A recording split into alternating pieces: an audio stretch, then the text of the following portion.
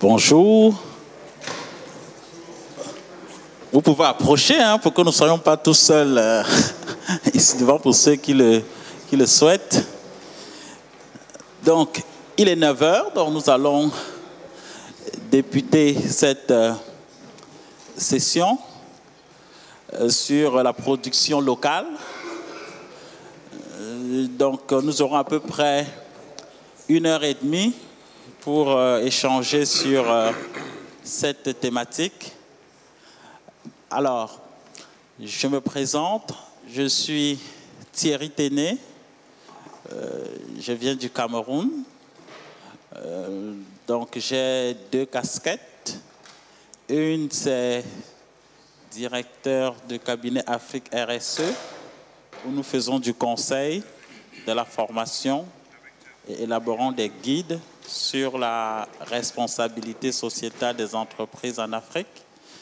Donc, parallèlement, ah oui, il n'y a pas de lien avec la vidéo qui tourne. Et donc, parallèlement à ça, je suis aussi impliqué dans un projet qui est de réaliser les portraits des femmes cadres et dirigeantes, donc à travers un magazine qu'on appelle Les Dirigeantes. Donc, je compte normalement le lancer en France bientôt, puisqu'on a fait 2 pays, Cameroun et Congo. Voilà. Comme vous le savez, la problématique de la production locale prend de plus en plus d'ampleur à l'issue de la mondialisation de l'économie. Donc, l'idée, c'est de voir comment on peut rapprocher les lieux de production de ceux de consommation. Donc, nous avons la chance d'accueillir sur ce panel 3 personnes qui viennent du Venezuela, de Zambie et pas très loin d'Espagne, pour Hector pour Ignago qui est à ma droite. Donc, moi je propose que nous fassions d'abord un premier tour de table, que les intervenants se présentent en quelques mots. Ensuite, dans l'ordre chronologique, nous allons commencer par Thomas, qui est Venezuela et Espagne pour Thomas. Après, nous aurons Hector, qui vient de Zambie. Et enfin, nous allons finir par Ignago, qui, comme je l'ai rappelé tantôt, vient d'Espagne. À l'issue de ces 3 présentations, nous avons prévu un temps assez long, 30 minutes. J'espère que grâce à nos intervenants qui vont fournir l'effort de raccourcir le temps de présentation, nous aurons du temps disponible justement pour échanger de manière importante avec vous. Sur ce, sans plus attendre, je vais commencer à ma gauche. Thomas, we need to have some short presentation. Who is Thomas? Donc une petite présentation courte. Très bien, merci de la présentation. Je suis très heureux d'être ici pour la première fois à Lille. Ce n'est pas ma première fois en France et je suis venu très souvent et nous avons récemment lancé à Paris cet été un grand événement qui s'appelle le Fab City Summit, qui était un événement qui se concentrait sur l'idée que les villes devraient produire tout ce qu'elles consomment à l'horizon 2024. Cette initiative est née à Barcelone, en Espagne, en 2014, où la cérémonie de clôture de la conférence Fab Lab, le précédent maire de Barcelone a été convaincu d'appuyer sur le bouton qui a démarré un compte à rebours de 40 ans. Et donc au départ, c'était 40 ans. Comme vous voyez aujourd'hui, nous sommes à 35 ans, 262 jours, jusqu'à ce que Barcelone et toutes les d'autres villes dans le monde produisent ce qu'ils consomment en termes d'énergie, de nourriture et de produits. Merci Thomas pour cette courte présentation. Hector, la même chose?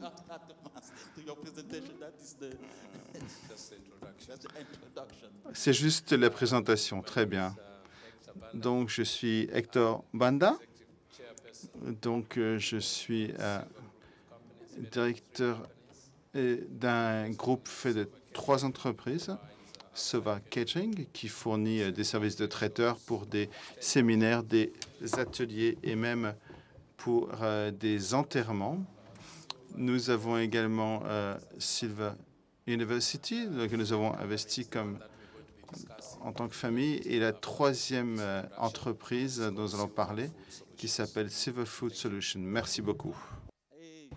Merci, Hector.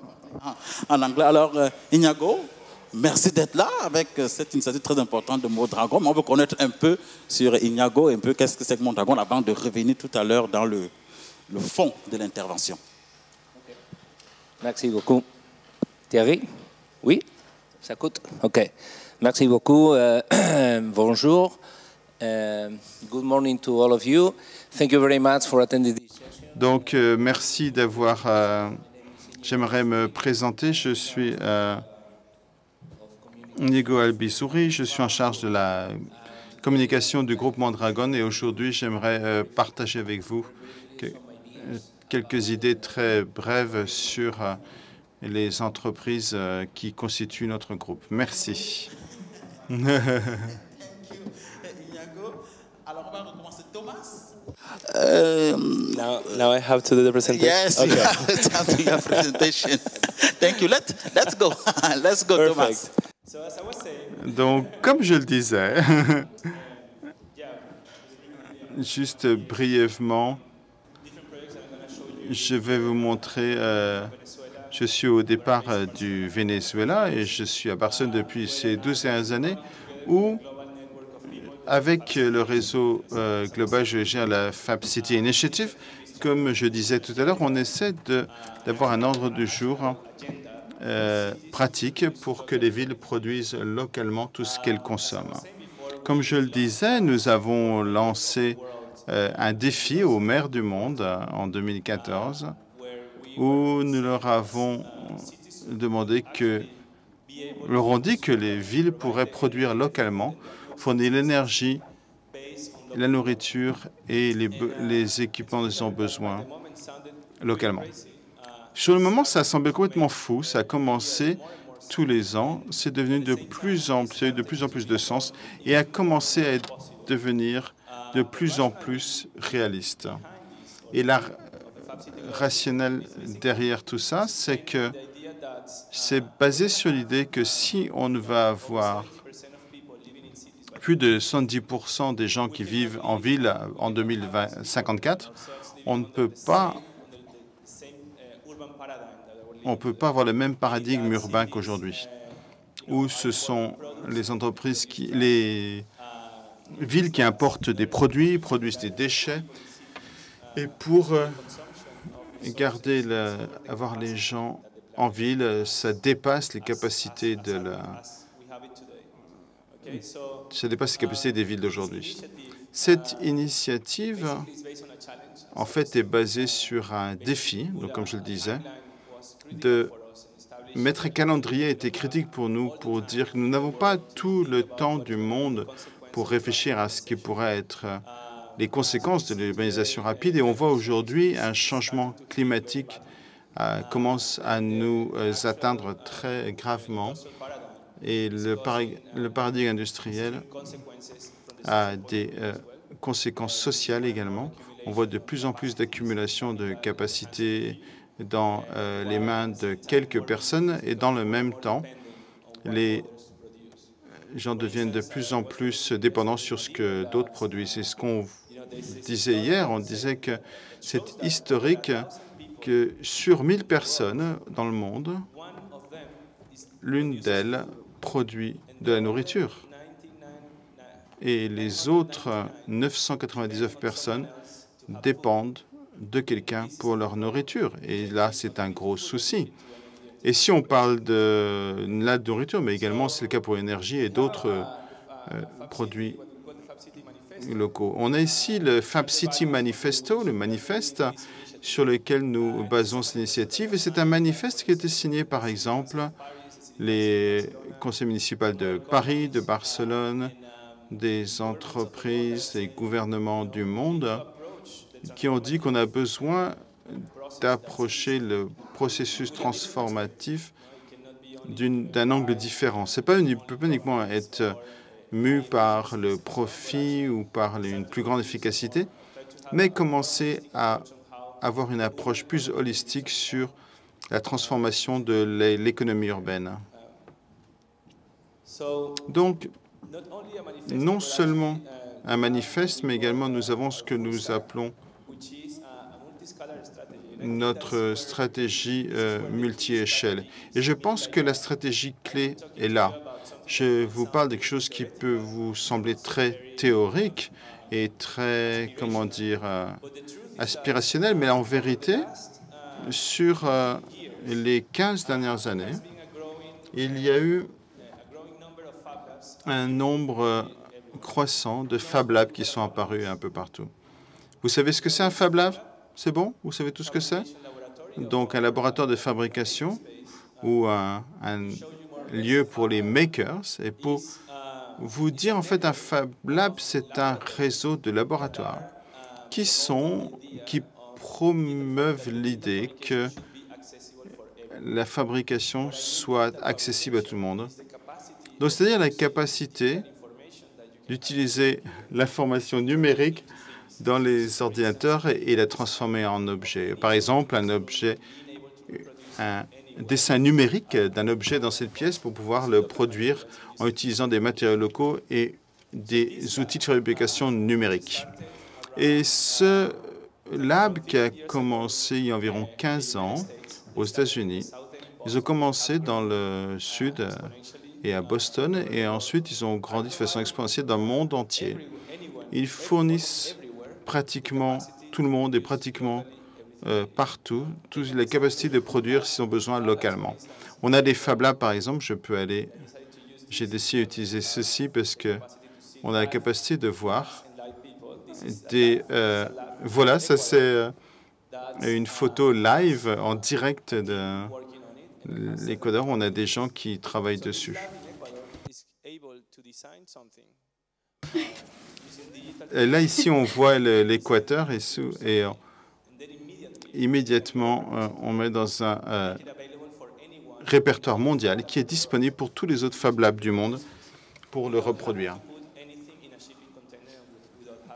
Pas besoin d'utiliser un conteneur, avoir besoin d'utiliser des carburants fossiles pour le déplacer. Donc, nous sommes basés sur cette idée d'avoir une infrastructure distribuée qui est le réseau Fab Lab. Mais la magie de cela, c'est quand on a 1500 laboratoires dans le monde, ensuite, on peut avoir des problèmes de formation, des projets au-dessus de ce réseau. On peut utiliser la planète comme une université distribuée. Et donc, nous formons des gens à la fabrication numérique et ses implications. On développe également un programme qui permet d'utiliser le monde comme un incubateur géant. Et au-dessus, on peut penser à des stratégies qui vont aider à intégrer ces nouvelles inventions dans la dimension et ce qui peut aider les villes à déterminer des politiques pour faire une transition vers une production locale. Voilà ce que nous faisons donc Fab City. Et comme j'en parlais, ça peut aider les entreprises pour utiliser des principes open source, pour prototyper des entreprises comme IKEA, qui sera le futur modèle avec cette fabrication distribuée, ou à Milan, les Manufacture Milano on peut également le faire ça au niveau local et artisanal. On joue avec différentes plateformes. L'une d'elles, c'est une plateforme des Fab Labs dont je viens de vous parler. Mais également, on a un groupe de personnes au Royaume-Uni qui travaillent sur des recettes pour les matériaux locaux. Comment est-ce qu'on peut faire notre propre plastique? Comment est-ce qu'on peut faire notre propre cuir qui ne dépendent pas des animaux, par exemple? Ou comment est-ce qu'on peut avoir des recettes plus extrêmes? Par exemple, comment est-ce qu'on va nourrir le monde sans avoir besoin d'utiliser des protéines animales? Et ça commence à être principe grâce à la biologie synthétique pour de faire pousser des cellules vivantes sans avoir besoin de tuer un animal. Donc, toutes ces initiatives sont connectées à cette stratégie multi-échelle. Et voici les villes qui, à l'heure actuelle, font partie de l'initiative Fab City mondiale. Ce qui veut dire que ce qui se passe à Barcelone, comme j'ai dit au début, le maire a appuyé sur un bouton le 6 juillet. Et au moment où il a commencé à appuyer ce bouton, ça a commencé un compte à rebours, bien que 27 villes suivent ça. C'est pour ça qu'on était à la mairie de Paris cet été, avec le conseil municipal qui a adopté avec d'autres villes comme Séoul, Détroit, Amsterdam ou Shenzhen en Chine, qui font partie de ce réseau. C'est également, il se passe des choses également grâce aux efforts du collectif de Fab City, qui est un réseau, je dirais, de croyants, mais également des gens qui font des choses à différents niveaux, c'est-à-dire, par exemple, pour aider les villes à produire localement tout dont elles ont besoin. Je vais mettre rapidement une vidéo de 2 minutes. Je ne sais pas combien de temps j'ai, Thierry?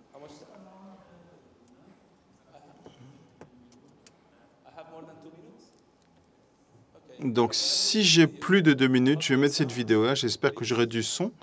Quelqu'un peut mettre du son? OK, super. When you click that button, you're committing to the next 40 years of Barcelona becoming the world's first self-sufficient city. Are you ready to push the button? Alors, est-ce que vous êtes prêts à appuyer sur le bouton? Attention, c'est parti. Donc, nous changeons le cadre complet sur lequel on a construit une société sur les 200 dernières années.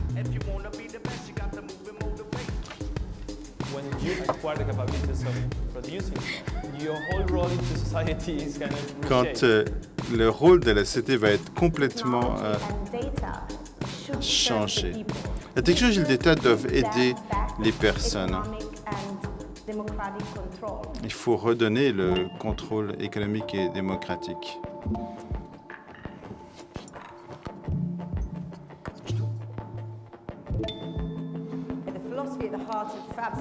Donc, au corps des...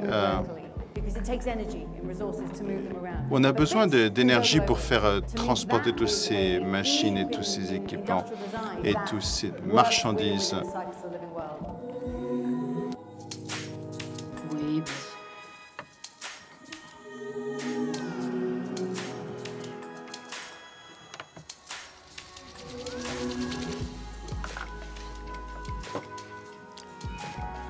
Juste pour préciser que les interprètes n'ont pas eu le script de cette vidéo. Donc enfin, on parle ici d'une transition, d'une révolution sociétale différente.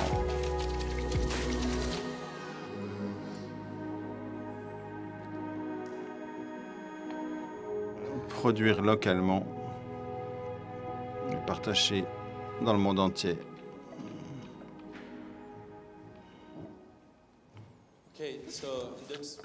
Donc, j'ai encore 1 minute? Allez, encore 1 minute? Non? OK, juste 1 minute, allez. Je vais juste conclure en disant que on fait tout ça depuis Barcelone et l'Institut catalan. Et ce que je veux dire, c'est que toute cette recherche ne passe pas, mais se passe au niveau pratique, pas uniquement théorique. Et l'un de nos programmes principaux, c'est l'idée de concevoir le futur émergent et toutes les idées qui vont sortir ensuite, les principes de design industriel, d'ingénierie, d'innovation en général, est en train de changer fondamentalement puisque nous sommes en fait en train de changer le jeu sur les 100 dernières années. Et c'est tout pour moi. Merci beaucoup.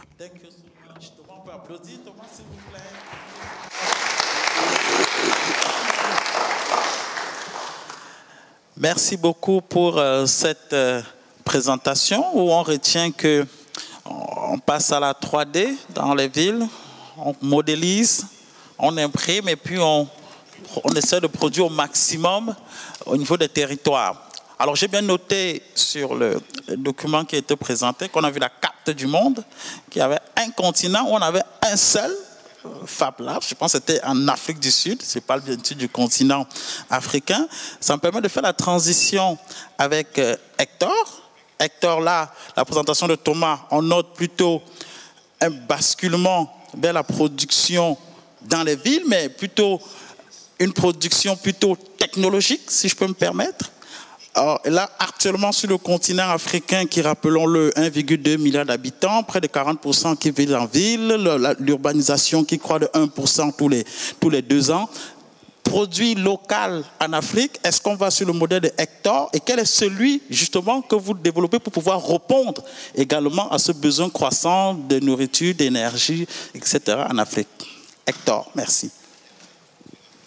Thank you very much. I hope that Merci, j'espère que vous m'entendez bien.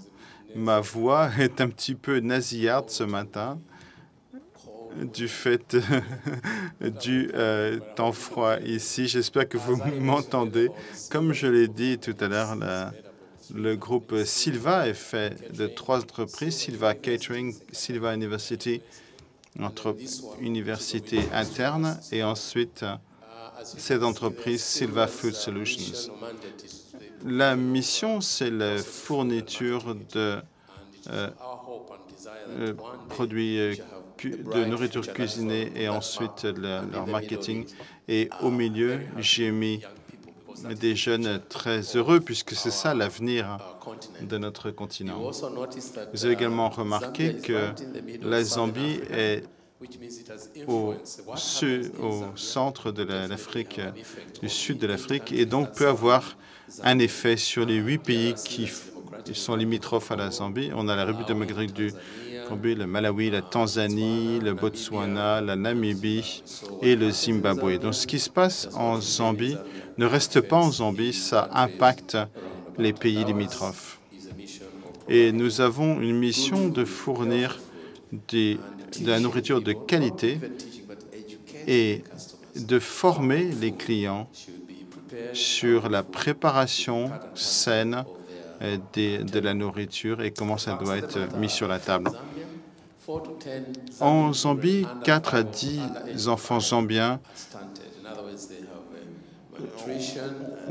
sont affectés par la malnutrition.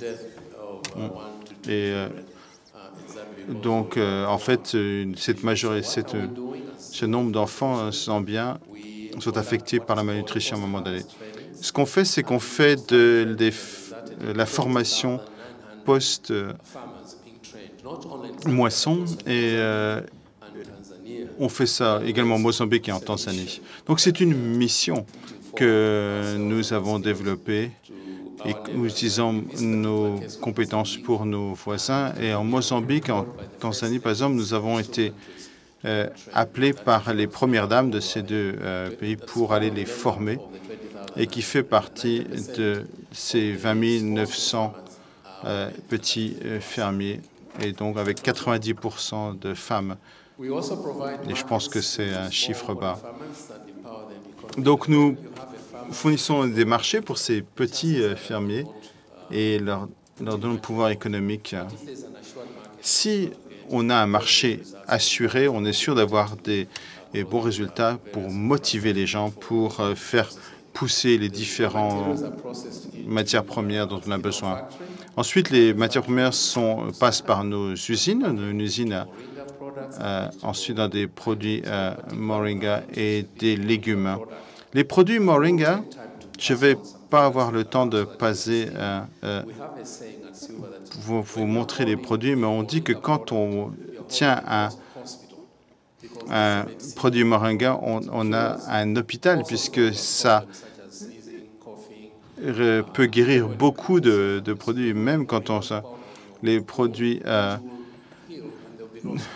voilà ce que Moringa peut faire, même également cicatriser les coupures. Donc, c'est vous dire, c'est un vrai hôpital. Donc, le problème, c'est que, en fait, c'est plus la capacité. Ils ont une politique, et c'est un problème, et une politique de faire pousser du maïs, qui est une culture unique, monoculture de maïs.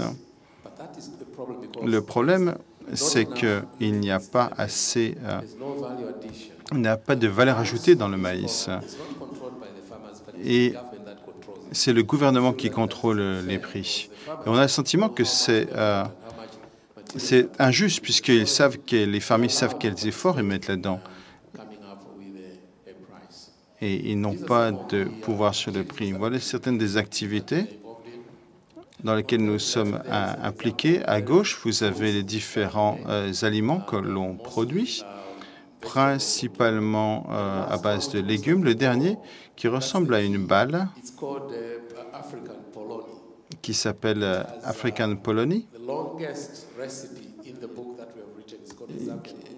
C'est un livre de cuisine et c'est la plus longue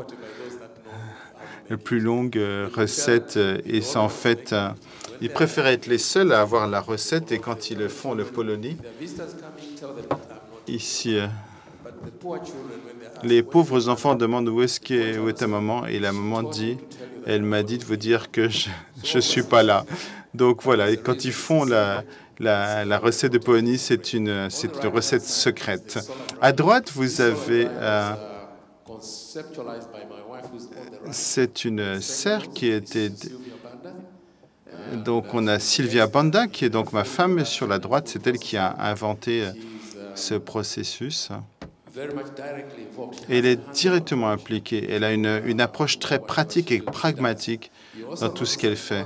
Vous remarquez également que ça s'appelle Silva, Silva, Silva, parce que c'est elle qui en fait nous a motivés pour aller de l'avant. Nous avons enlevé le i de Sylvia parce que quand on parle à toute entreprise, il y en a beaucoup. Mais quand on appelle elle, c'est Sylvia avec un i.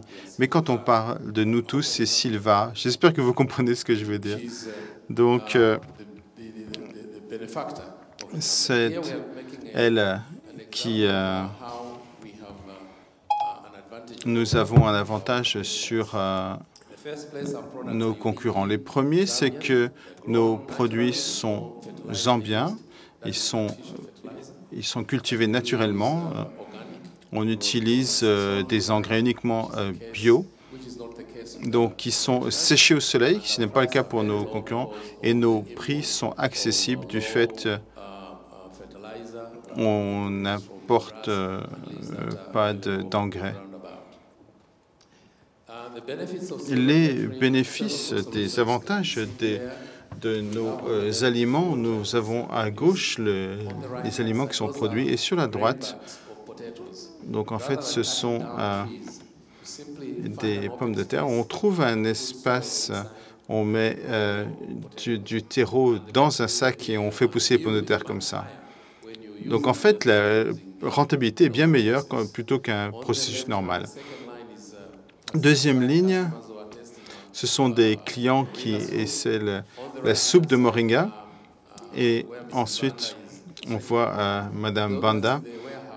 Elle est ici dans le service expédition avec tous les sacs prêts à partir.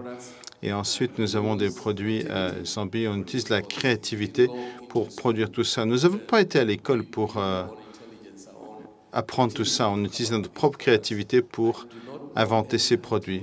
Je connais aucun autre pays où il y a de la soupe de moringa. Et si vous connaissez un pays où il y a de la soupe de moringa, vous pouvez me contacter à la fin de la réunion. Nous avons investi 2 millions dans cette activité et notre revenu était de $850.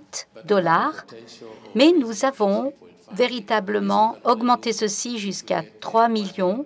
Il est évident qu'il est important de ne pas oublier qu'il y a un budget à respecter. Voici notre équipe. À gauche, vous me voyez, Panda et moi. Et les autres font partie de la dynastie, comme nous l'appelons. Vous voyez qu'il y a la personne qui s'occupe du transport, sa femme, celui qui est un jeune homme, Janda Banda, qui lui aussi s'occupe de notre université, sa femme, qui est le directeur financier. Elles sont belles, ces jeunes dames, n'est-ce pas? Et après, vous voyez une personne qui s'occupe de la recherche. Et la dernière personne est Kangwabanda, qui s'appelle Chef Nesh.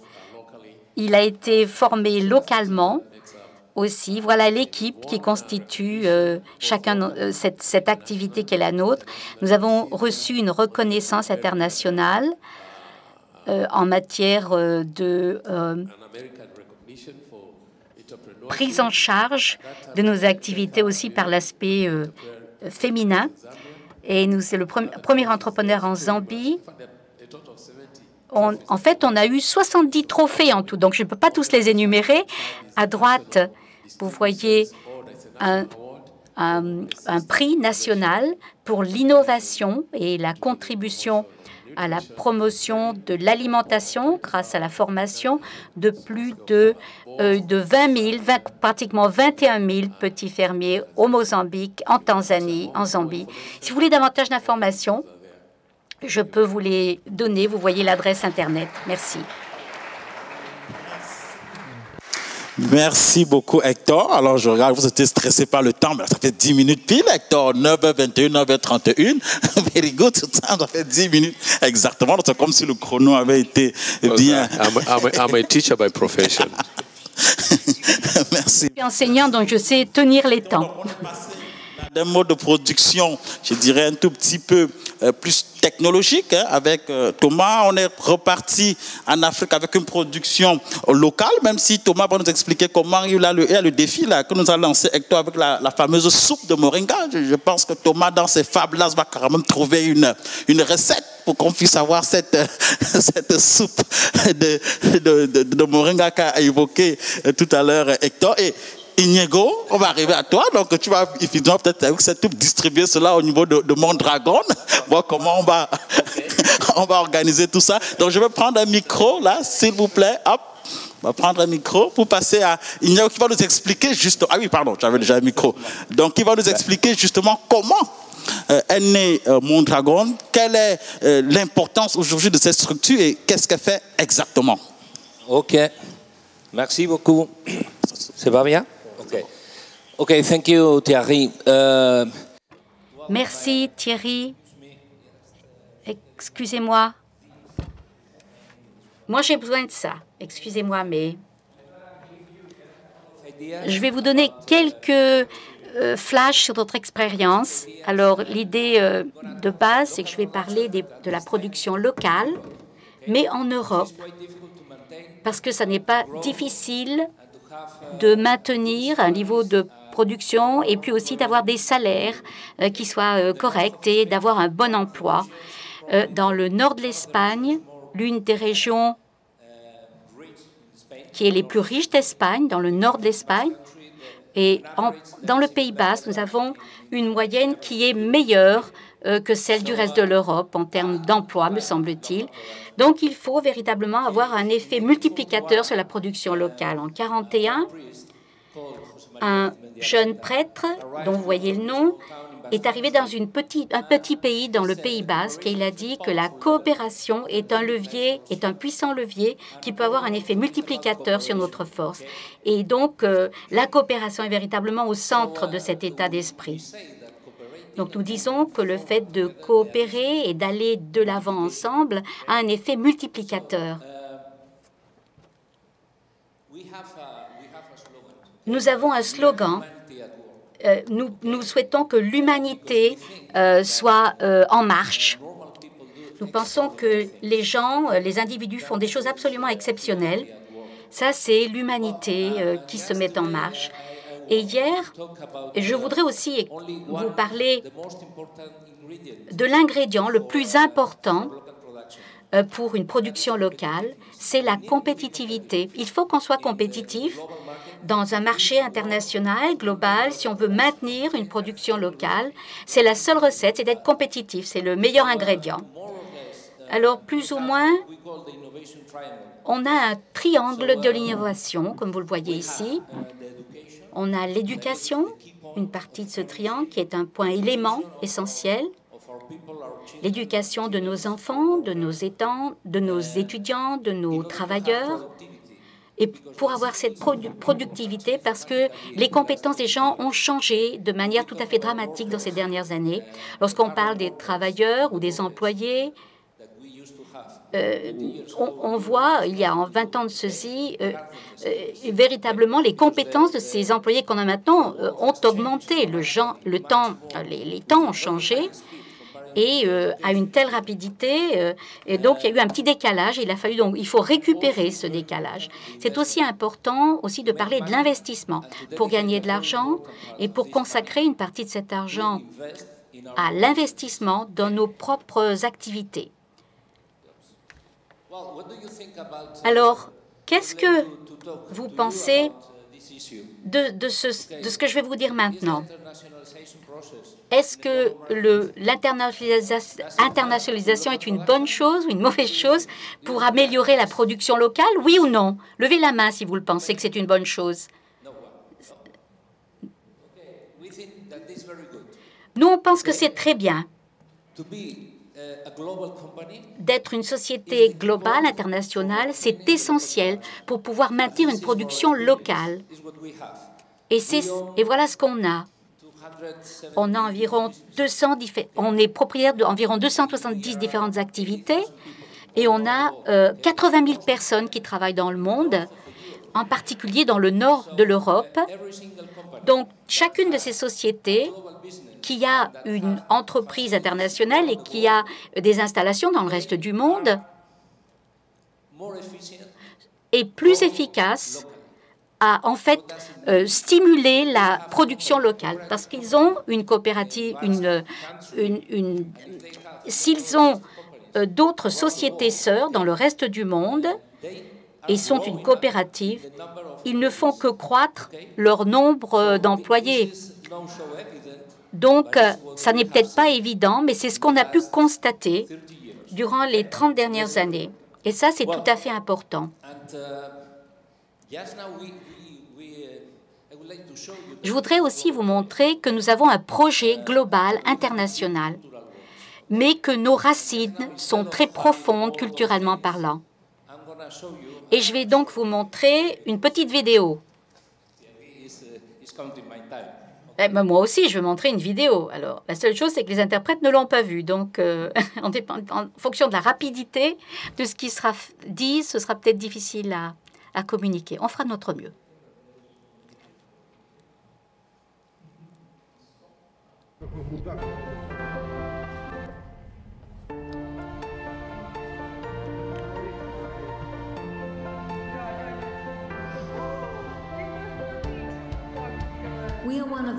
Nous sommes l'une des groupes les plus importants en Espagne et un groupe leader dans le Pays basque.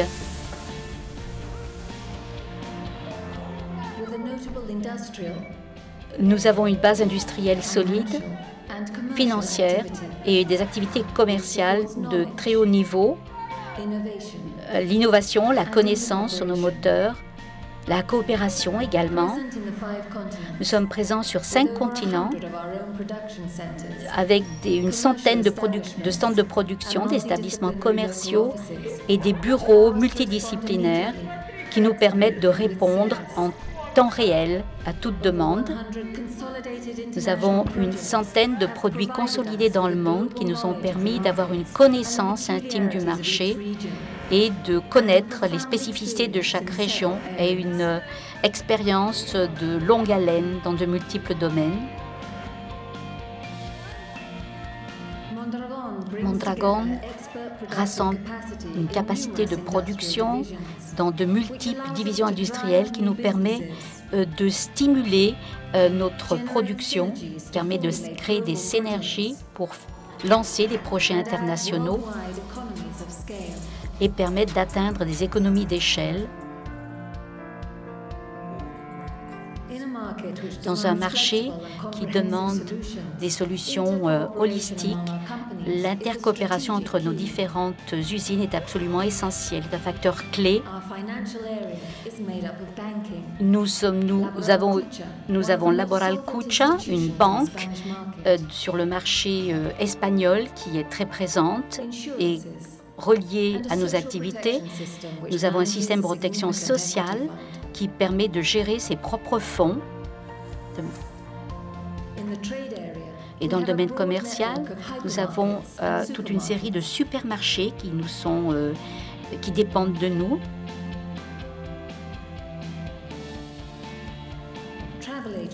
Des agences de voyage, des opticiens, des magasins de sport, des stations d'essence, une culture d'innovation qui a été vitale pour être présent à l'international. Nous appliquons les connaissances grâce à notre écosystème de l'innovation qui est constitué de 15 centres technologiques que nous gérons nous-mêmes. Des investissements dans des unités de recherche et de développement. Nous participons à des projets coopératifs avec des leaders internationaux de plus haut niveau et nous étendons nos connaissances jusqu'aux universités. Nous permettons donc une passerelle vers la connaissance universitaire.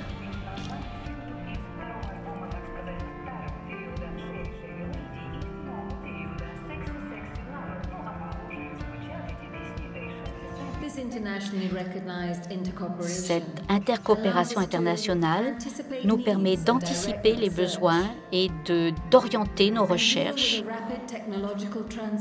et d'effectuer un transfert rapide qui permet d'avoir de meilleurs produits sur le marché et donc avoir un impact avec des projets qui permettent de faire la différence. Plus d'un demi-siècle d'expérience qui nous a permis d'asseoir notre modèle économique, d'accélérer donc la transformation qui est absolument nécessaire pour ce monde. Lorsque la seule chose qui est certaine, c'est que le changement est constant, le talent des gens motivés, l'innovation, l'internationalisation et la capacité de coopérer les uns avec les autres sont des éléments clés pour demeurer compétitifs.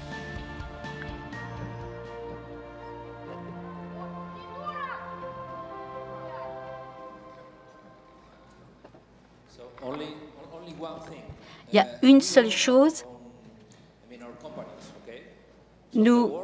Si les personnes qui travaillent dans une société se sentent les propriétaires du lieu dans lequel ils travaillent, le mouvement coopératif, bien sûr, il faut payer les gens qui travaillent pour nous. Donc, il y a de multiples formes de sociétés. L'université appartient aux enseignants. Le mouvement industriel est aussi très important. Nous avons beaucoup d'ingénieurs dans le domaine universitaire qui répondent aux besoins industriels. Nous avons aussi des banques, le système bancaire, et nous nous occupons aussi de la distribution. Nous avons 15 centres de recherche et développement, et tous ces éléments appartiennent à chacun des employés qui travaillent dans cette coopérative. Voilà. Merci. Merci beaucoup.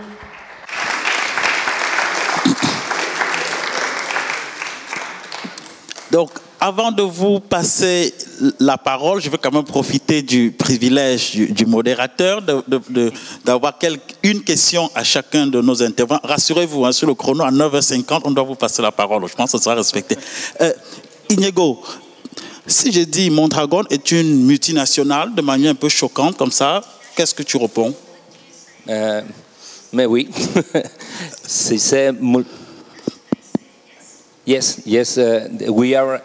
Oui, nous sommes présents dans un tel nombre de pays qu'on peut dire effectivement on est une multinationale. Mais le point essentiel ici, c'est que ce que nous faisons avec l'argent que nous gagnons, c'est ça qui fait la différence. Chaque année, nous investissons 25 millions d'euros dans la croissance de notre société en avantages sociaux, par exemple. Donc, ça n'est pas un système en soi qui compte, mais c'est ce que l'on fait avec ce que nous permet d'obtenir le système. Il y a une autre manière de faire des affaires. On doit être concurrentiel au niveau international, mais notre manière de faire des affaires peut être différente. Mais tout à l'heure, quand tu as demandé est-ce qu'ils croient à l'internationalisation? Les participants, eux, n'ont pas levé le doigt. Pourtant, je pense quand même que dans la région, ça n'a pas l'air comme ça, hein, mais je suis quand même un produit local, hein, ça n'a pas l'air comme ça. On a quand même les bêtises de Cambrai, on a la dentelle de Calais, on a le fromage au maroilles. C'est bien qu'on internalise tout ça, même s'ils n'ont pas levé la main, mais est-ce que justement cette question de l'internalisation ne nous renvoie pas justement à cette fameuse mondialisation qui vient contrecarrer un peu la production locale? Non, ça c'est vrai. C'est formidable quand on parle de fromage, par exemple. Mais if we talk about, si on parle de grandes machines, ça ne marche pas, par exemple. C'est vrai pour le fromage. On ne peut pas vendre dans nos propres villes des grosses machines-outils, par exemple. Donc, il y a d'autres types d'activités qui sont tout à fait rentables, qui demandent une technologie très pointue. Et là, il faut être international, global. Merci beaucoup, Iniago.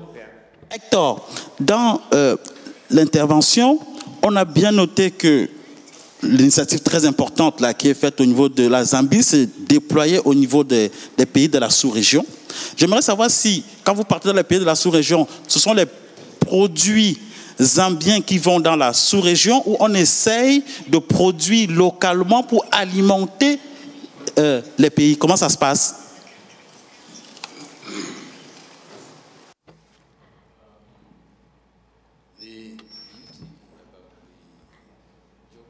Ce qui est magnifique avec la géographie de cette région du sud de l'Afrique, il y a un problème, c'est qu'il a ses écouteurs à côté du micro. Voilà, c'est pour ça que ça fait un Larsen. Les légumes que l'on fait pousser dans cette région du sud de l'Afrique du Sud sont très communs. On les trouve pratiquement au Mozambique, en Tanzanie, au Zimbabwe, au Botswana, Namibie, et de manière tout à fait courante. Donc, ça fait que ce que nous faisons est beaucoup plus simple. Et voilà pourquoi nous pouvons avoir cette formation. Il n'est pas nécessaire d'exporter les produits, ils sont déjà là, sur place. Ce que l'on fait, c'est simplement on organise les gens. Deuxièmement, il y a un déficit de compétences et c'est là que nous intervenons. Nous sommes pionniers. Nous faisons ces produits, cette soupe à base de moringa. Donc, on a la connaissance, mais ce qu'on n'a pas, c'est les ressources pour aller sur le terrain. Voilà pourquoi le fait d'être invité par des présidentes, des femmes, des présidentes de ces pays a véritablement été une sorte de trempe de lancement pour nous, parce que même au-delà de la Zambie, et c'est comme ça que ça se passe aussi avec les produits que nous exportons en dehors de la Zambie, il y a de nombreux Zambiens qui sont dans la diaspora. Et lorsqu'ils reviennent chez eux en vacances, ils passent par la Silver Food Solutions. Et à ce moment-là, ils nous disent qu'ils nous parlent aussi de leur expérience. Et lorsqu'on a, par exemple, certains de nos produits se retrouvent en fait dans ces lieux, il y a une sorte d'échange qui se fait par les déplacements de la diaspora et puis le fait que nous avons justement ces produits locaux qui sont communs. Mais tout ne se retrouve pas en Zambie, mais il y a soit ils sont exportés officiellement ou officieusement. Merci beaucoup, Hector. Thomas, en attendant de nous fabriquer cette fameuse soupe au moringa dans les Fab Labs City, dans la présentation, sauf si ça m'a échappé. Sorry. May I just? Yes, in the end of the presentation, no problem. Sauf si ça m'a échappé, j'ai noté qu'il n'y avait pas forcément de connexion avec ce qui était produit localement au niveau peut-être dans la banlieue d'une ville. Donc, est-ce que c'est complètement une production liée à l'innovation, c'est-à-dire qu'on va voir comment on modélise les produits et on les fabrique pour rester dans la ville, ou il y a un échange qui peut être fait avec les producteurs locaux de produits plus naturels, entre guillemets?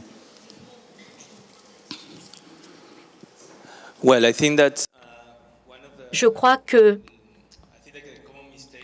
Une erreur courante lorsqu'on parle à ceci, c'est d'aller dans une ville minimale, d'ériger des murs, et on dit que tout devrait être fait dans la ville. Ça, je crois, ça c'est faux. Ça n'est pas ce que l'on veut faire. Ce que l'on veut faire, c'est d'essayer d'étalonner ce que nous faisons, de calibrer ce que nous faisons. Je suis d'accord avec l'internationalisation, la globalisation, mais je crois qu'on est allé trop loin. Et, par exemple, on importe des gobelets de plastique qui sont faits en Chine, par exemple. Si on pense à la manière dont les villes fonctionnent, nous participons au déplacement des matériaux dans le monde parce que la main-d'œuvre peut être très bon marché dans d'autres lieux. Et ceci ne reflète pas le vrai prix des matériaux et des produits. Si maintenant, on essaye d'évaluer, si on implique, si on inclut le prix effectif de ces produits, ou lorsqu'on, encore une fois, on rémunère les gens à leur juste prix, les produits ne sont pas aussi bon marché qu'ils paraissent. Alors voilà, ça c'est d'une sorte, pour nous c'est comme un petit signal d'alerte que l'on lance. Il faut que l'on reconnaisse ce que les villes peuvent produire localement. On ne parle pas de cité médiévale. On veut maintenir l'idée de connexion entre les villes, mais ce qui voyage, ce ne sont pas les produits, mais les informations à propos de la production de ces produits. Et ceci demeure dans la ville. Et c'est ce qu'on essaie de faire. On sait que ça ne pourra pas être couvert à 100%. Il y aura des échanges avec d'autres réseaux, mais en tout cas, c'est notre ambition. Hector, 9h52 avec 2 minutes de retard. On vous passe la parole. On aura prévu à peu près une trentaine de minutes d'échange. J'espère que vous avez beaucoup de questions sur cette problématique. Qui prend le micro en premier? Merci. Ici, donc on va prendre une question. On prend 3 questions simultanées. On va prendre une, on va répondre et puis on va continuer. Vous vous présentez. Si la question est destinée à un intervenant de manière particulière, vous précisez, s'il vous plaît. Merci. Good morning. I'll try in English. Je vais essayer en anglais. J'ai une question à Thomas. Vous êtes à Lille maintenant. Est-ce que vous avez un rendez-vous avec le maire de Lille, par exemple?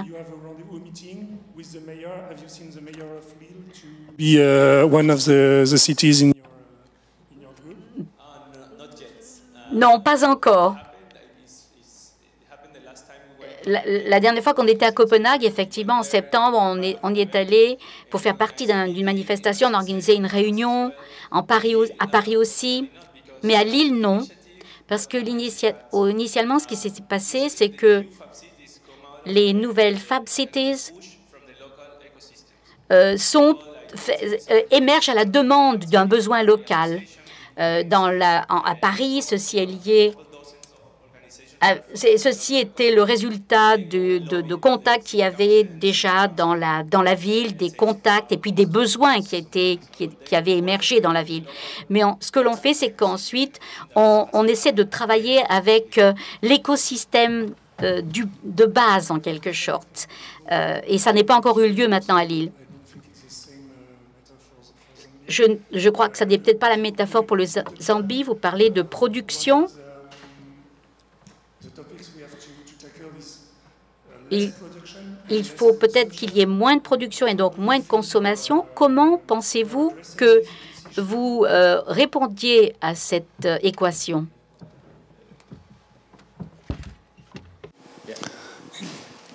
Well, I think that we need to produce, okay? Oui, c'est vrai, il faut que nous produisions, mais il faut produire mieux. Qu'est-ce que ça veut dire? Eh bien, il faut suivre les règles, mais pas uniquement. Je crois que grâce à ce mouvement citoyen, les besoins des consommateurs finaux se transforment. Donc, l'industrie doit s'adapter à ceci. Et voilà pourquoi c'est très important d'impulser les gouvernements, les décideurs. Et je crois qu'ensuite, ce mouvement fera que les politiques s'adapteront. Nous avons écouté un grand nombre de politiques récemment,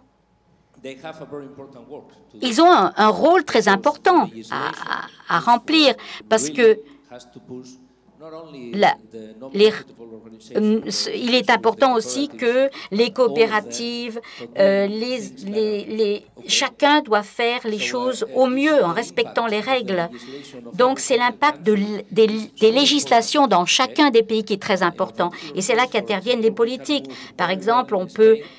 nous, en Espagne, ça se passe bien parce qu'on a une législation spécifique pour les coopératives. Mais ce n'est pas le cas en Chine, par exemple. Combien de pays en Afrique, par exemple, ont une législation de ce type qui permet que les règles soient bien appliquées? Cette question qui nous renvoie vraiment à l'axe nord-sud. Hein. On est actuellement en Europe, aux États-Unis, au Canada, dans un mouvement de moins consommer, consommer plus sobre. Or, actuellement, en Afrique, dans quelques pays émergents, on a des pauvres qui deviennent riches avec cette fameuse classe moyenne et qui doivent donc consommer ou donc montrer qu'ils consomment plus pour affirmer le fait qu'ils deviennent riches. Hein. Et d'ailleurs, c'est pour ça que actuellement, les informations sur l'Afrique, ce n'est plus l'Afrique qui peut, même si ça subsiste encore ici, là, mais c'est l'Afrique comme source d'opportunités.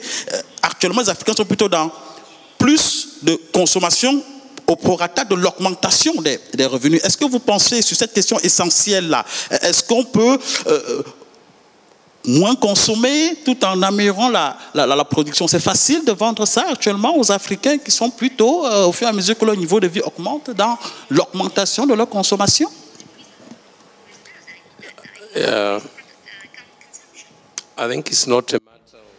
Je ne crois pas que ce soit un problème de consommer davantage, mais véritablement de consommer les bons produits. On peut, par exemple, se sentir plein si on a rempli de maïs, mais quelle est la quantité de ce que vous mangez? Et ça, c'est l'essence de Silva Food. Nous essayons de voir quels sont ces produits locaux qui sont consommés, mais dans les bonnes quantités, pour que les personnes puissent mieux travailler sur la terre et être aussi en bonne santé, mais aussi gagner de l'argent. Donc, on a une tradition qui a fonctionné en quelque sorte rétroactivement. Lorsqu'on va dans les villages africains et on demande un échantillon des produits qui sont faits localement, les gens vous disent « ne payez pas, prenez ce que vous voulez ». Ce qu'ils ne savent pas, c'est qu'il y a autour d'eux, il y a beaucoup d'argent qui est là. Et c'est ce qu'on essaie de leur faire comprendre, de faire passer ce message, que les produits qui les entourent, s'ils sont transformés, conditionnés, comme je vous ferai voir, ils peuvent gagner de l'argent en faisant cela.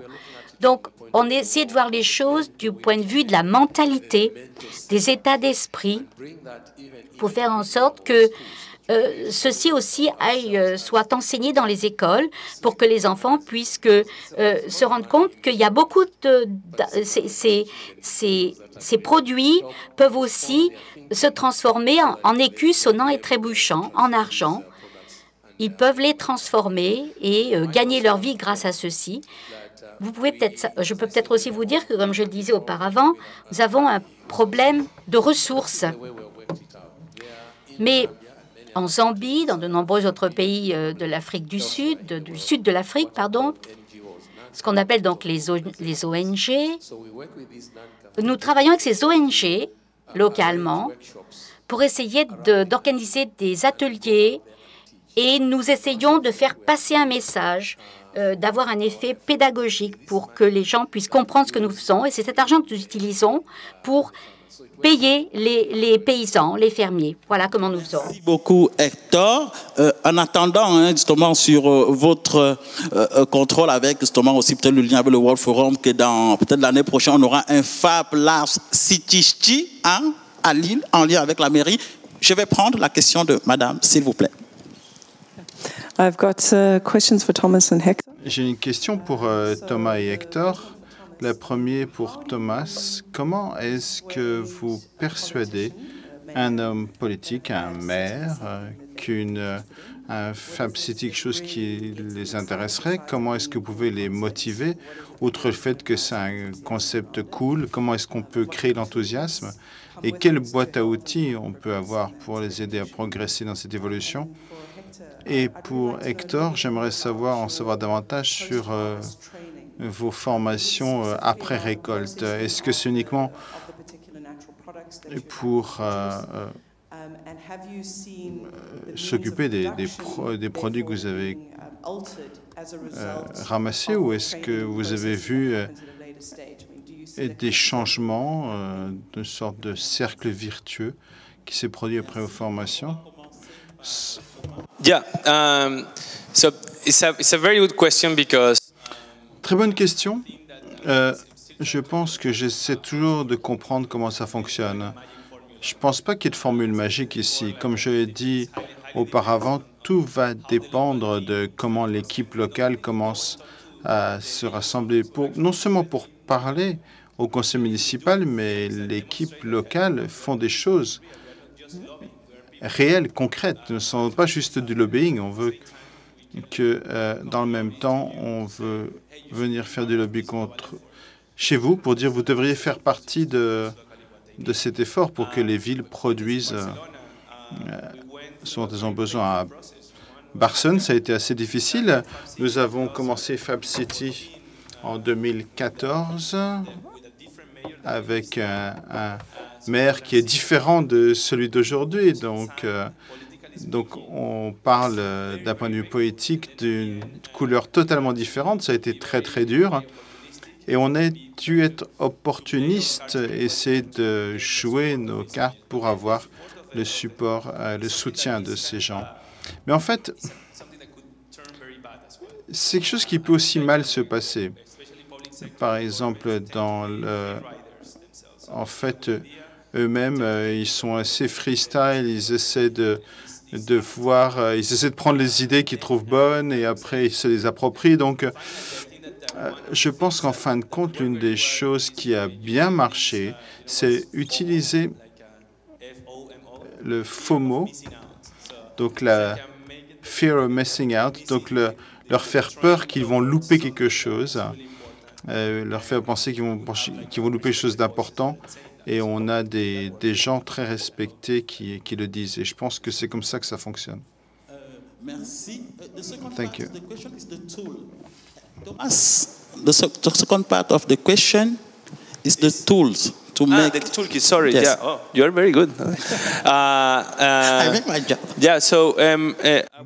Oui, tout à fait. C'est vraiment très bon. Donc, on a parlé, on a le site web. J'ai montré rapidement qu'il y a certains types de plateformes et différents thèmes, différentes choses dans les différentes villes.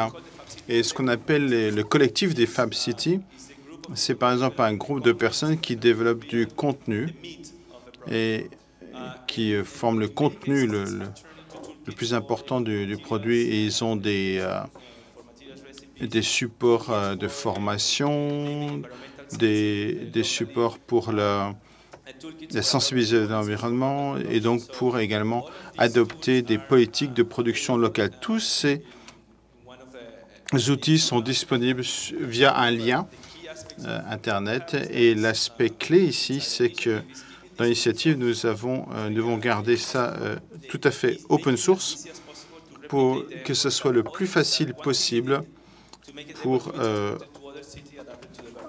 à dupliquer ailleurs. Donc, tout ce contenu est disponible en ligne et gratuitement. Thank you. Hector, la question, c'était liée à la transformation post-récolte. On sait qu'en Afrique, on perd 40 à 60% des produits après la récolte. Quelles sont les initiatives? Vous vous appuyez sur quoi pour pouvoir justement résoudre ce problème, optimiser la production?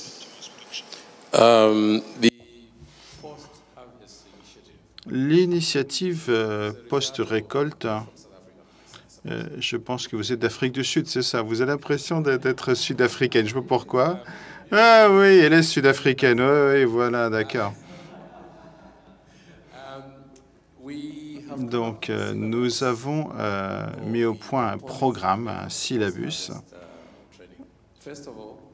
pour ces formations. Tout d'abord, c'est une question de préparation du sol. C'est pour ça que nous avons employé des agronomes pour évaluer le sol et voir le type de culture qu'on pouvait faire. Et ça fait partie de la formation pour qu'ils puissent reconnaître qu'on peut pas faire tout ce qu'on veut. Il faut vraiment choisir la récolte. Ensuite, on couvre les aspects santé. Donc, si on veut avoir un bon produit, ça commence avec les conditions sanitaires dans lesquelles vous préparez les aliments.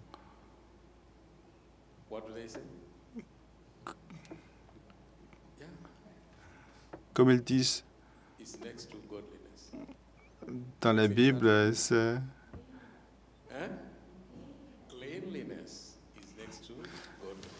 Oui, dans la Bible, on dit que la propreté est divine, hein, tout à fait. On essaie de les former à l'économie ou encore mieux l'entrepreneuriat, et ils peuvent ainsi, en fin d'atelier, pouvoir faire des négociations de prix. Vous vous souvenez, j'ai parlé de prix du gouvernement qui ne permettait pas aux fermiers de fixer leur prix. Alors, on les forme à négocier au niveau du prix, voir combien est-ce qu'il faut acheter ces légumes. Et en fait, on a une sorte de cahier des charges qu'ils signent et le prix qui est convenu dure pendant 1 an. Parce que nous avons également ce qu'on appelle également, nous avons un accord pour les centres commerciaux d'1 an. Donc, c'est pour ça qu'on est sur cette durée-là. On leur apprend également à tenir des enregistrements. Il faut qu'ils sachent comment gérer leur entreprise. On leur apprend à des gens qui n'ont pas forcément été à l'école. On leur apprend comment en tirer les bénéfices. Et quand on les revoit plus tard, on s'aperçoit qu'ils ont de nouveaux meubles. Et en fait, mon mari qui était parti, il est revenu parce que l'économie était améliorée et du coup, mon mari est revenu. Quelques minutes pour les questions. Les questions, une là-bas pour messieurs.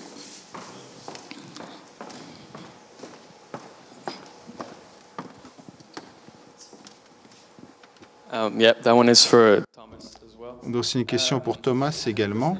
J'ai une question. Est-ce que votre recherche et développement et les innovations sont financés entièrement par les villes qui appuient sur le bouton ou est-ce que votre entreprise est rentable?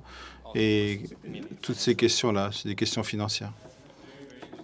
Très bonne question, très bonne question.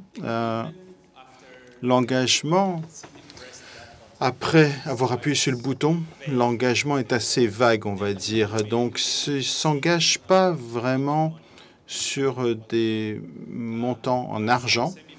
Comme je l'ai dit, c'est une initiative qui a 4 ans et nous avons développé beaucoup de contenu, comme je le disais, grâce à cette idée d'un effort collectif.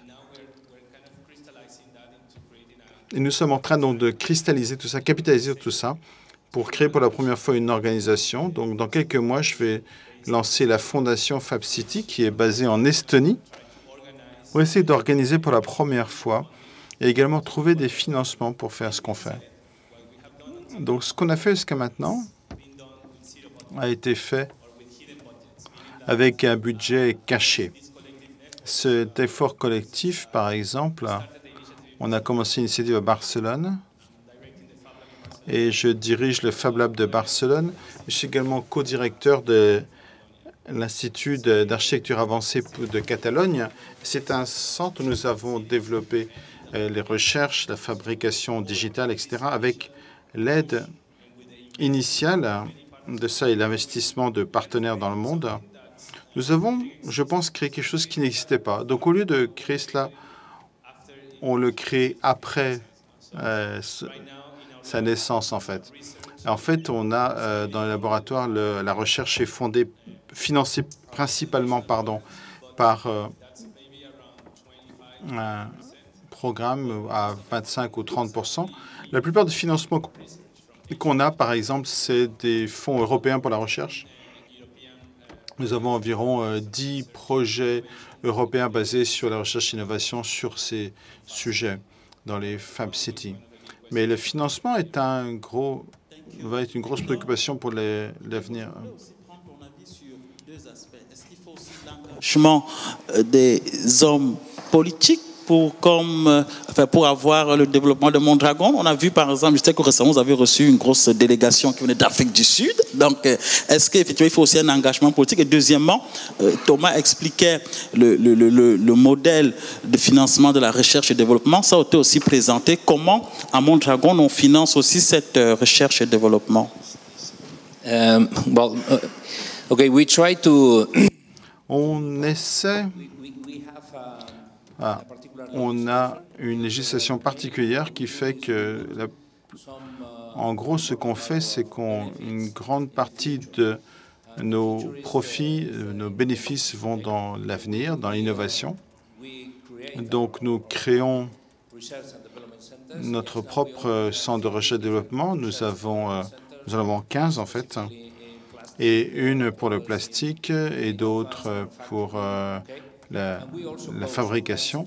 Et parfois, nous allons voir l'Europe également pour financement. Mais c'est principalement notre propre argent que l'on met dans ces entreprises. Donc, c'est pour cela que nous avons les politiques des différents pays sont très importantes. Quand vous parliez de Barcelone, je me suis souvenu que le profil standard des hommes politiques a changé de façon spectaculaire ces dernières années. Donc, le maire de Barcelone, avant, était un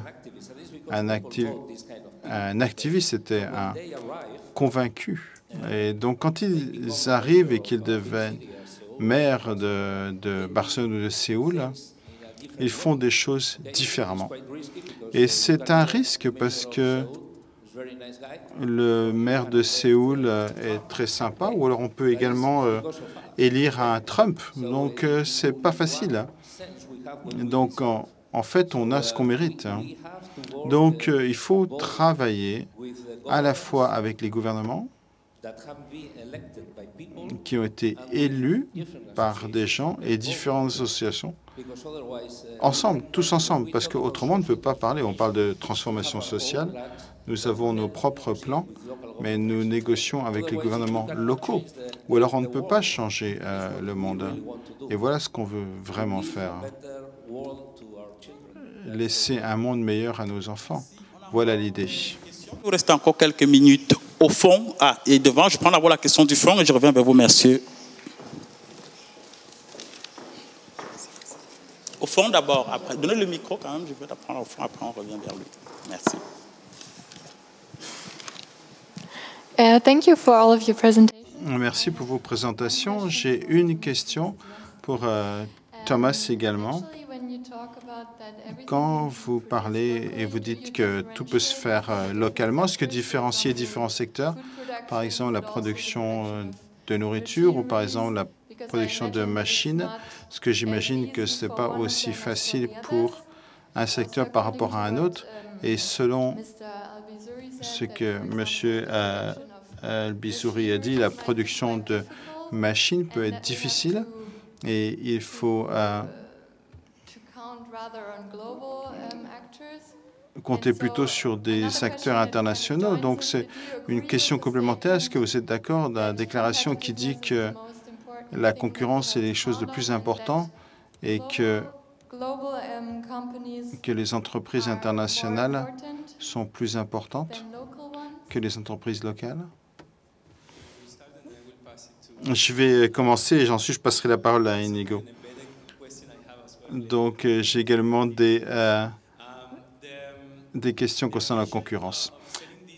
L'ambition de s'être fixé cet objectif, il faut penser ça comme un effort progressif et pas quelque chose de dire à partir de demain, on va construire un mur de Trump et qu'il n'y ait plus aucun échange avec l'extérieur. On pense que c'est un effort progressif qui est en parallèle avec, par exemple, pour une ville, adopter cette approche, c'est commencer à construire les capacités pour produire localement ce dont il a besoin, dont elle a besoin. Je vous donne des exemples. Par exemple, si on réfléchit, l'infrastructure du XXe siècle ont été construites comme des ports, des aéroports, des gares, des voies de chemin de fer. Et on a des conteneurs qui transportent la marchandise dans le monde entier. C'est la logique de l'économie mondiale où vous avez des avantages de produire des choses parce que vous avez une énergie, une main-d'œuvre qui est moins chère. Mais ça va changer. Ça va peut être aussi... les coûts vont augmenter, pardon. Il faut construire de nouvelles infrastructures. Et les ports et les aéroports et tout cela, j'imagine que pour le XXIe siècle, ce seront des villes qui vont créer des productions locales, des cultures locales, urbaines, comme l'hydroponique par exemple, des laboratoires qui fournissent la nourriture pour les villes. Plutôt qu'utiliser les protéines animales, on va utiliser des viandes synthétiques et ça se passera dans des bâtiments en ville. Est-ce qu'on peut imaginer cela? Probablement non. Mais ce genre de choses il va être construit progressivement sur les décennies à venir. Ou alors on ne pourra pas continuer.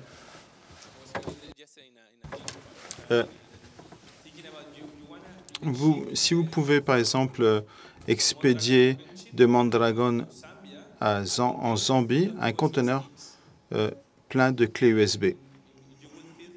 Et vous voulez, par exemple, 1 million de clés USB pour mettre dans l'ordinateur. Ou alors, vous pouvez envoyer un assembleur de circuits, vous pouvez réduire le montant de matière qui va se déplacer parce que vous construisez la capacité pour produire localement ce dont on a besoin. Et cet assembleur de circuits peut faire des clés USB, mais d'autres circuits la semaine d'après. C'est une logique qu'on est en train d'explorer, mais on peut imaginer, par exemple, que la Chine, la capacité de Chine par rapport à l'Afrique est très intéressante parce que vous pourrez imaginer que la Chine, au lieu d'envoyer des produits à l'Afrique ou en Amérique du Sud, on a également une présence chinoise importante, la Chine pourrait envoyer la productivité, les capacités de production locales. Donc, on peut imaginer, par exemple, que le 21e siècle et ces infrastructures, ça va être la relocalisation de la production. Et voilà ce qu'on veut croire. Et je voulais te passer la question également, comment est-ce que la coopérative et comment est-ce que ça peut vivre avec la concurrence? Sur le dernier point que vous avez évoqué sur la Chine et l'Afrique, on va quand même rappeler qu'actuellement, une bonne partie des industries, enfin une bonne partie, il y a des industries textiles très importantes chinoises en Afrique. Et c'est là, par contre, qu'ils exportent. Tout simplement parce qu'à un moment donné, on produisait au niveau des côtes chinoises. Après, le coût a augmenté, le coût de production. Ils sont délocalisés un peu à l'intérieur. Le coût a encore augmenté. Maintenant, ils ont délocalisé les productions de la Chine vers l'Afrique. Les pays aujourd'hui, comme l'Éthiopie, le Kenya, etc., sont des bassins énormes. Peut-être même que quelques vêtements que vous avez dans cette salle proviennent de l'une de ces industries. Iñigo, la question de la concurrence au niveau de la production, en lien avec, justement, on revient à cette fameuse internationalisation, avec cette fameuse compétition au niveau des industries mondiales qui est de plus en plus importante. Quels sont les éléments de réponse à la question de Madame? Well, I was trying to provoke by telling this. J'essaie d'être provocateur en disant cela, mais pour être concurrentiel, qu'est-ce qu'on veut maintenir et qu'est-ce qu'on veut générer davantage d'emplois, en l'occurrence pour nous en Europe? Si on n'a pas de travail, on n'a pas de dignité. Et si on n'a pas de dignité, on n'a pas de liberté. Donc, c'est ce genre de salaire à bas coût qu'on a ici. Et vous, les jeunes, vous avez. C'est ça qu'on veut changer. Et la façon de changer ça, c'est de faire partie d'un système dont le but est différent. Donc pour être concurrentiel, c'est nécessaire pour faire différentes choses. Donc ici, c'est super, mais parfois, je me dis, qu'est-ce qui va se passer avec ces petites entreprises si elles doivent faire face à une nouvelle crise? Où est-ce qu'elles vont être? Qu'est-ce qui va advenir? Dans certaines entreprises, la taille est importante et les grands marchés se concentrent et avec de moins en moins d'acteurs. Donc, on veut vraiment être l'un de ces gros acteurs afin de faire les choses différemment. Donc, pour être compétitif, ça veut dire avoir des bénéfices pour faire de la coopération. Donc, on ne peut pas imaginer qu'on va exister uniquement financé par l'Europe, avec tout le respect que j'ai pour vous. Il faut imaginer ça, mais il faut imaginer également son entreprise sans financement, sans aide gouvernementale, uniquement en faisant son travail. Et c'est ça que je veux dire, être concurrentiel. Et à part cela, la Chine, les Chinois ont des droits également de s'améliorer. Ce sont des humains aussi. Donc, la Chine n'est pas l'ennemi. C'est une population importante, donc ils ont exactement les mêmes droits que nous, Européens ou Africains, avons. Ensuite, ils ne parlent pas de production locale. Si on regarde le plan à 5 ans, ce qu'ils disent, c'est que dans le plan qu'ils ont eu auparavant, l'objectif principal était d'exporter. Aujourd'hui, ils veulent acheter le monde, et ils vont le faire. Donc, c'est un point assez important. Non seulement la production locale, mais c'est également la propriété de la production locale. Parce qu'on peut voir une super production locale dans les mains des Chinois. Et non, on n'aime pas ça, mais pas parce qu'ils sont chinois, parce qu'on préfère posséder nos pauvres entreprises, parce que nous voulons posséder, avoir la propriété de notre avenir et nous ne voulons pas dépendre d'autres. Ni pour le financement, ni pour notre avenir. Et je pense que c'est un point important. Merci beaucoup pour les précisions. Encore une question ici, chose promise, chose due. Il nous reste à peine 8 minutes. Je vois aussi notre main là-bas. Je vais essayer de voir si on a le temps. Et rappelez d'ailleurs que peut-être pour faire la connexion locale globale, les Carrefour, par exemple, les magasins Carrefour sont en train de se déployer énormément en Afrique. Et on a ouvert celui du Cameroun il y a à peine quelques mois. Donc, au passage, pour vous expliquer cela. Messieurs, la question. Hector, I'm really interested in...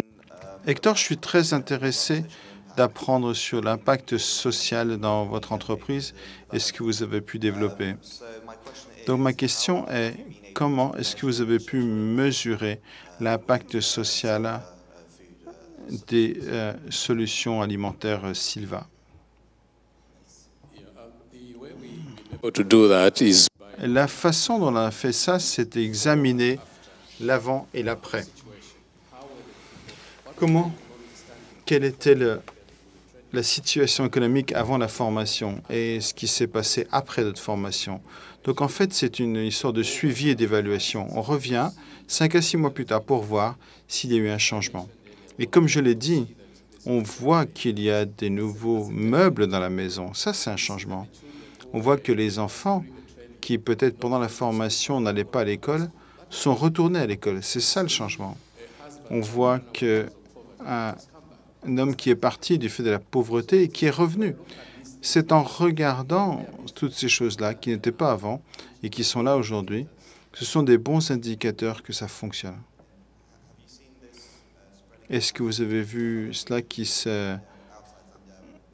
a pu se développer en Zambie et en dehors? Oui, tout à fait. En Zambie et autour, tout à fait. On voit ça et c'est un bon signe. Passer la question au DG de l'entreprise qui nous vient du Sénégal, là, qui produit des serviettes hygiéniques réutilisables. Je vais quand même rappeler que si on pousse la logique du local plus loin, quelque part, ce que fait Hector, quand il arrive, et c'est en lien d'ailleurs avec ce que disait Ignago, il optimise la fameuse production de grand-mère à l'africaine de l'agriculture.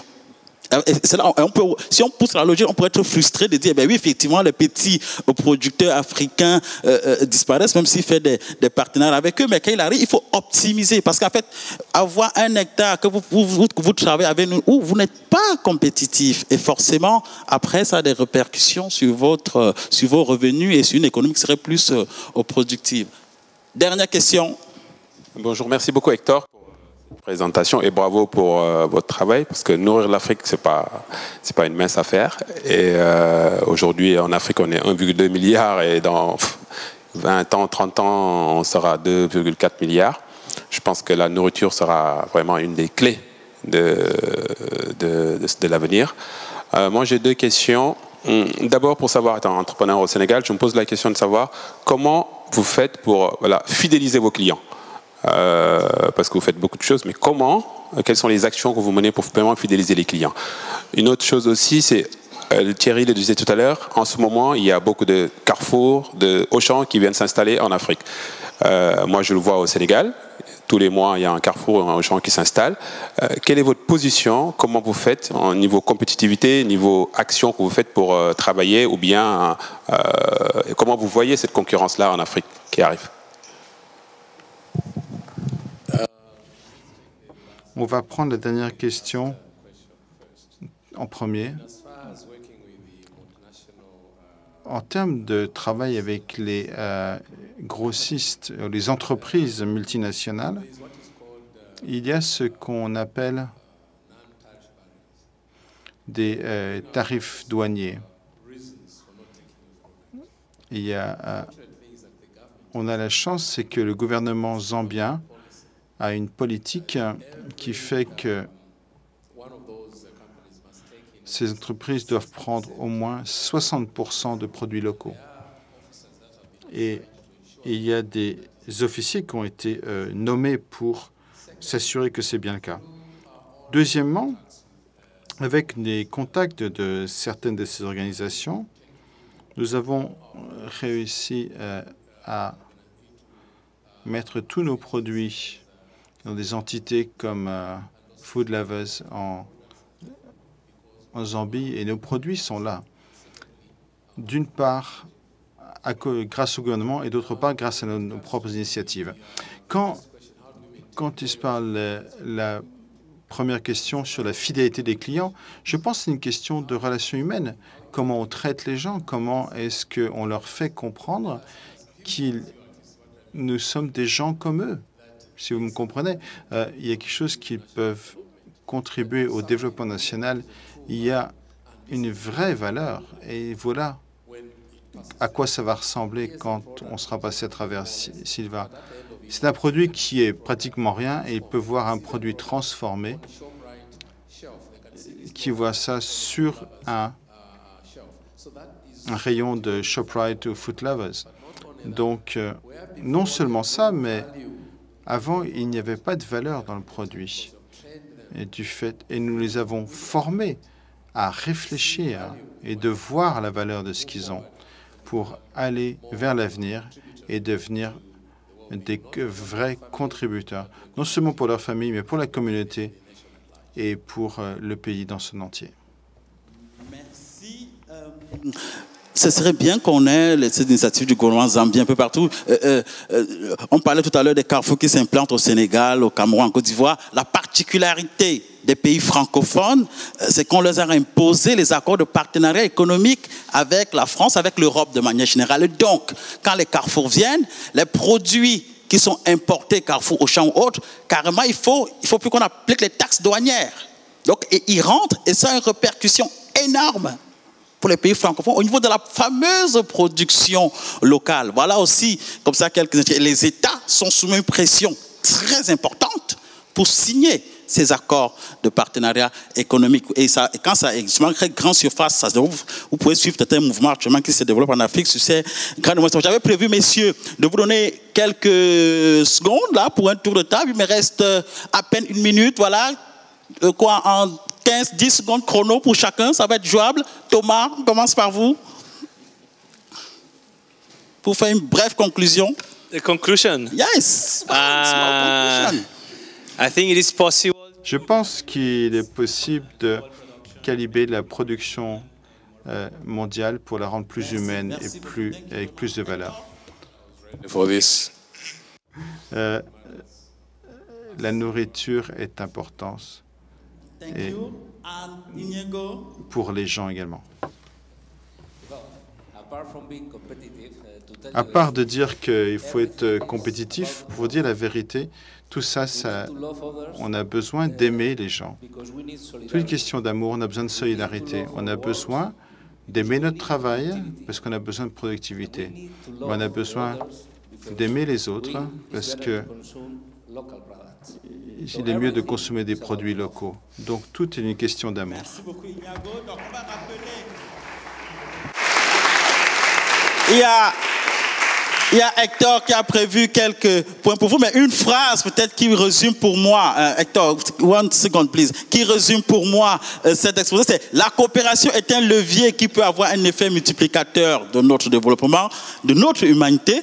On doit être en marche, ça doit bien sonner en France, et du global au local, tout ça peut être super. Allez, merci, on se met en marche sur ça. Thank you, merci.